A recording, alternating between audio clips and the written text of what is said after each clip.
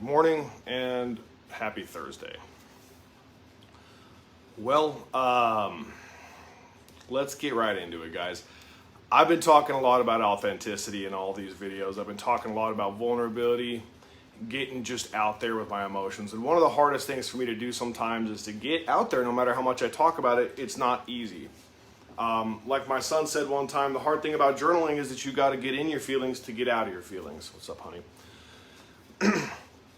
And as a result, that means that we have to actually experience consciously the feelings that we're going through. When I mean consciously, I mean not just letting it sit and, simmer in the back of your head, because all of us do that.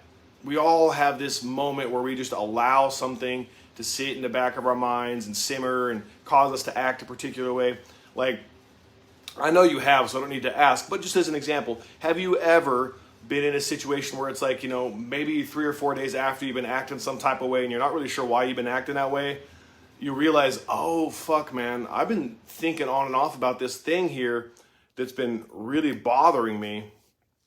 And I guess, I didn't really realize it, but it was bleeding over into how I was acting in the world. And the thing that, I'm thinking about right now, and the thing that I'd like to talk about today, obviously I've talked about this a lot, it's just like my last year, almost like a recap, but to talk about a lot of like the emotional turmoil, a lot of the things that I've been through, the things I've experienced, but to get really vulnerable about that. And I guess, I didn't take the time to appreciate how thoroughly my emotional state has just been up and down and up and down and up and down this year. To say that it's been rocky, to say that it's been difficult, to say that there's been painful and things that nobody wants to experience would be an understatement. But to also say at the same time that there's been huge highs, massive moments where I was just so proud of myself, my team, the people around me, and getting to really show up and show out and prove to myself and the universe who I really am. And to let God shine through, let God's love shine through my actions, it'd also be an understatement.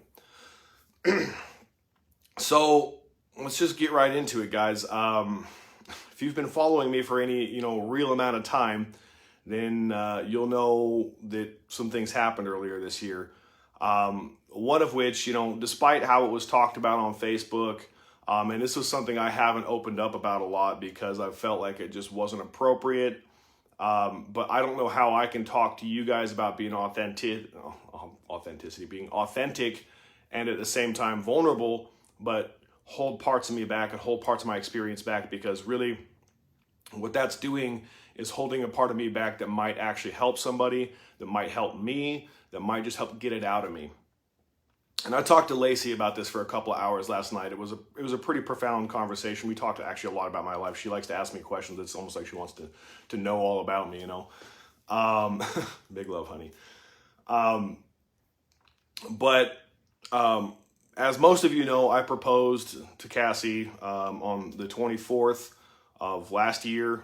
So I knew that this Christmas was going to be rough.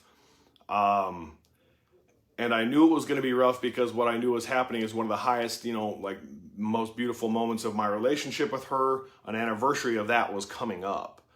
And she's gone, so I have to address the feelings of missing her and all of those feelings of weird emptiness and things that go along with grief. But what I didn't talk about and haven't talked about that much is that, the way things went down between she and I was not as clear or clean cut as it would have looked from the outside. I'll just suffice it to say that I didn't want to break up. I didn't want our relationship to end. It didn't end because of something I did. It didn't end because of something that, happened. It ended because out of nowhere, Cassie wanted it to end. And, I experienced the 3 probably most traumatizing things a human being can experience when it comes to anxiety and stress all in the same 2 weeks, and then have been coping with the experience of that for months now, almost a whole year as it would be. and that is to have to move, to have a relationship end, or to have a death of somebody close to you. And all three of those things happened to me within literally the same 2 weeks. And it's a difficult thing for me to talk about because I have this part of me that wants to truly just honor, people who have passed on and honor the memory and all the positive things that have happened, and all the positive things that went on, and not talk about the things that had a negative impact on me. But again, I think if I'm really truly choosing to be authentic, what's up, Chris? Choosing to be truthful and vulnerable, then I have to talk about those as much. And the reality is that those negative experiences in the process of us breaking up and the business breaking up, losing my house, formed me in a totally different way for the type of man I am today and the type of relationship I have with the people around me. And first of all, that is that I'm a very, very fiercely independent person now, because in that process, I found myself in a town I'm not from with very few connections. And I literally had no money. Like when we broke up, she cut me out $1,500 out of our business account and said that was half of it. And it took me $800 to buy my cell phone contract out, and another $200 to $400 to buy some basic living supplies and find a place that I could just go stay at.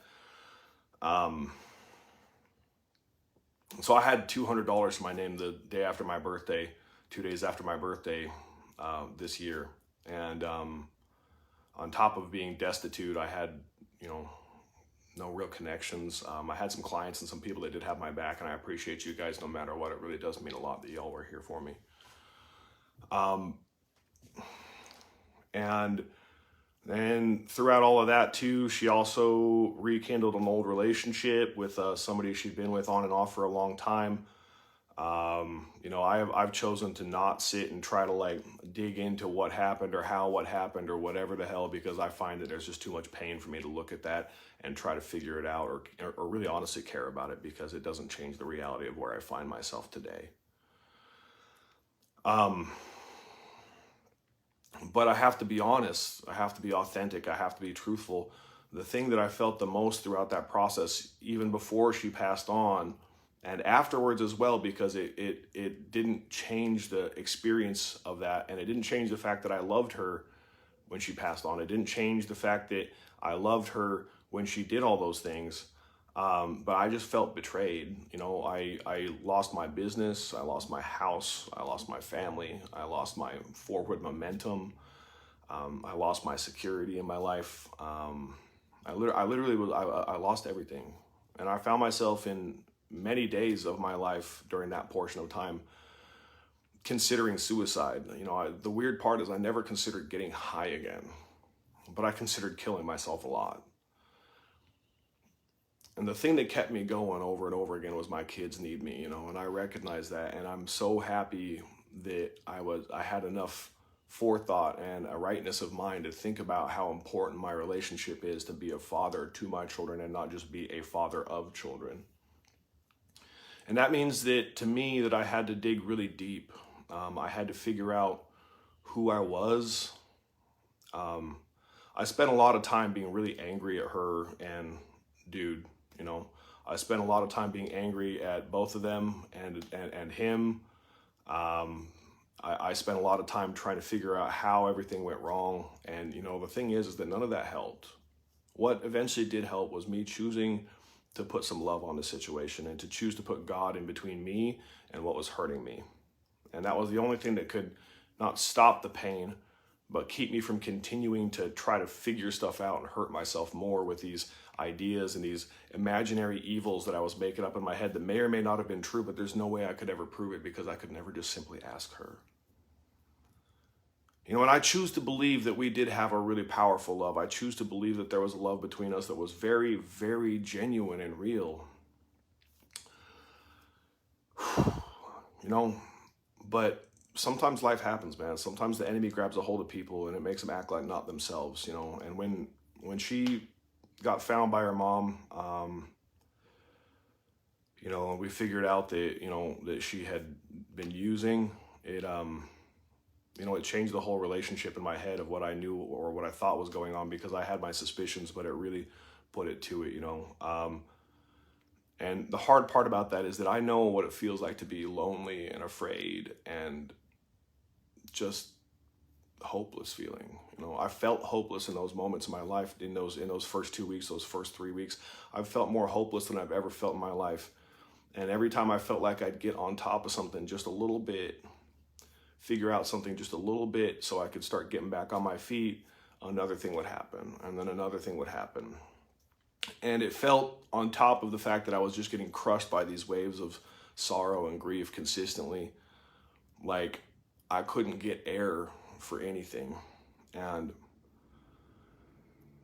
what I want to put out there is that I have learned that if I don't talk about these things, I can't help myself or other people. And I know that a lot of people say, well, you know what, the internet is not a place to be able to share these kinds of things and it should be private. But the reality is that there's no such thing as privacy, and there never has been. It hasn't been private since the fucking dark ages, man. People talk about other people, they talk about their experiences, and we can't be expected to keep quiet to help somebody's narrative feel comfortable. And what I know is that this year I lost a life partner, I lost a business, I lost my house, I lost my family.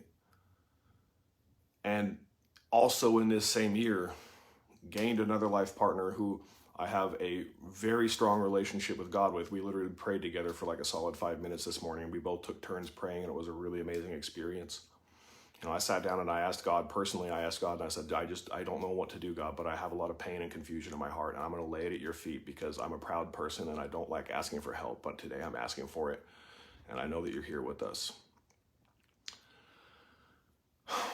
And that strength, I feel like, is coming to me today in the ability to talk about something candidly. It surprises me that I'm not crying my eyes out right now. Like, I feel very, very emotional. I'm sure you can probably hear it in my voice because I feel like I can. And I know that through this, not only did I gain a new partner like that, I've gained a new business that's wildly fucking successful. I've started a public speaking and coaching business where I help people deal with problems that I've dealt with so that they don't have to end up as dark and low as I've been in my life. And my family is closer than ever. I'm able to be a father for my children right now in ways that I've never been able to be a father for my children before. And it's been unfortunate, but I've been having to, be the parent and put my feelings and put my kids' feelings and put my ex-wife's feelings to the side and keep them safe. Even though nobody's comfortable with the situation, they know and respect that I'm doing what's right for us and not doing something out of vindictiveness. And what I've learned through all of this whole process, the most important part is that literally, I don't care how dark, no matter how heavy, no matter how hard your fucking life gets, you are not your emotions. You are not grief. You are not sorrow. You are not love. You are not joy. You are not any of those things. You are the observer of those things. And I would take that back and say that you are specifically love. And when you act outside of those things, when you let your emotions carry you away with anger or frustration or pushing anger out towards other people, behaving in particular ways, letting your creativity destroy your ability to have peace of mind. When you let those things happen, you are letting the enemy win. And I believe that our pain can be turned for purpose. I believe that with authenticity and with vulnerability and with an ability to display your tender, loving, warrior poet heart that everybody has inside their chest to the world and tell them who you truly are, there is no power greater than that. That inspiring other people to just be themselves is the most important act that you can participate in life.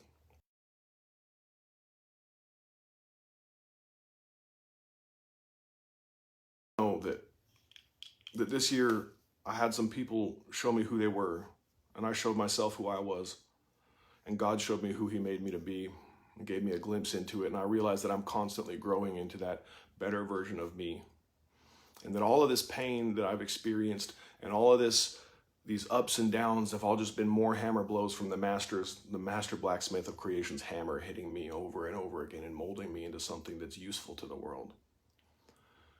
We live in an age right now where we're so focused on me. But that is legitimately the source of all of your pain. The source of your pain is believing that you are your emotions. It is believing that you are so unique that you should not have to experience the good and the bad. Well, I'm here to tell you one of the weirdest parts about something that I've had to come to a massive, massive acceptance with is that God created everything. God created the heavens and the earth, heaven and hell. Literally all of creation is of God's will. And I don't pretend to understand the workings of a universal intelligence capable of creation on that level. But I know what that really truly means is that there is no evil and there is no good. They are just simply experiences and energy wavelengths. And that I can live literally in a peaceful heaven on earth type of existence once I choose to just love above all things. When I choose to love my pain, choose to love my enemies. When I can tell Lacey last night that on one hand, I want to say some of the most negative, vitriol, hateful fucking things in the world to that man that Cassie got with, that I believe in my heart of hearts is the reason why we found her that day like that. The reason why she got so deep back into everything that she'd taken so long and so hard to run away from. But I also know that if Jesus could forgive Judas Iscariot for selling him out to the Romans when he was going to the cross to be tortured and murdered, and despite him being God, did not want to have to experience that and prayed to his Father about it, but accepted his fate nonetheless. That I can remove all that hatred in my own heart and hope that one day that this man gets his life right and gets his mind right for his family and for the people around him that need him to be his best version of himself. And that maybe one day I can look at a man that's no longer the man that I had so much anger and hatred for and shake his hand and say, I'm proud of you for becoming the person you are today.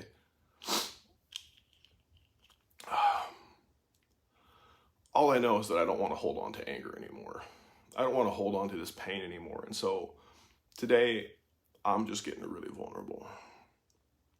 I'll be honest, I've been confused for the last month. I knew all these dates were coming up, and I know even more so what's even harder is that now that that one date's passed, I have that one great thing that happened with me and Cassie, and then I have a fucking slew of anniversaries coming up in the next month and a half that are all bad anniversaries. They're all things that happened that were painful and difficult, and I don't know how to cope with sometimes. But I do know that when I share it with you guys that it helps me. I do know that I hope in my heart of hearts that just one of my words reaches one of you and helps you improve your life in a major way, because when I teach these things, it helps me improve me. There's no greater calling. There's just simply no greater calling than to be loving and to be honest. And to be honest, you have to be honest with you first. God sees us. Everybody else sees us. We all know that you're going through it.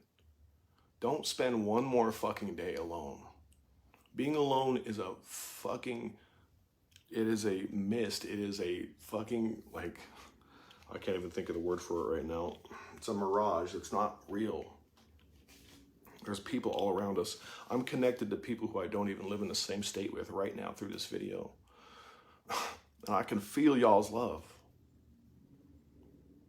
But let me just say one more time. I don't care how dark it is right now. That just means you're in the middle of the tunnel. That means that you need to put your head down and keep moving forward, and eventually you will see that light at the end of the tunnel. And even if you feel like you can't, even if you feel like you've been in the tunnel forever, keep going. Don't wait for somebody to save you. You are the hero of your own story. Pick yourself up and write that story. Because that's what I've done this year, and that's what I've learned about myself, is that I am the hero of my own story. I am the person that I can look up to. I'm the man that I've needed my whole life to help me. And all it took was a decision to be that man. So I ask you today, as I always do, just to invite you to do something different. I want you to rewrite your story starting right now. Write it down. Write it down. Write it down. Write it down. Write it. Don't just think it. Get it out of here and onto something tangible. Write it down so that he that read it can run with it. Write it down so that when you get confused, you can see the path. So that when you get confused on why you're doing it, you know exactly why, and you can reread it and have that fucking power and strength infused into you. There's a reason why the Word of God is so powerful. The written word is probably the most powerful invention in humankind's history. It has spawned everything that we experience today. It has created every singular piece of technological advancement that we experience today in a major way, it has been at least in part of. And if not, the written, the spoken, and they just follow one another. So again, today, do something different. Rewrite your story. Write yourself a whole new chapter. I'm not joking, like page after page after page. Fill it out, make it beautiful. Write about the house that you live in and the relationship you have with your friends and children.